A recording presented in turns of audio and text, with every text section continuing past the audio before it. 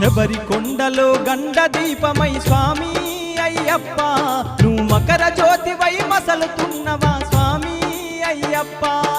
శబరి కొండలో గండ దీపమై స్వామి అయ్యప్ప నువ్వు మకర జ్యోతివై మసలుతున్నవా స్వామి అయ్యప్ప హరిహరాదుల స్పర్శతో రాలిన స్వామి అయ్యప్ప ఈ సృష్టికి సూర్యబింబము నీవే స్వామి అయ్యప్ప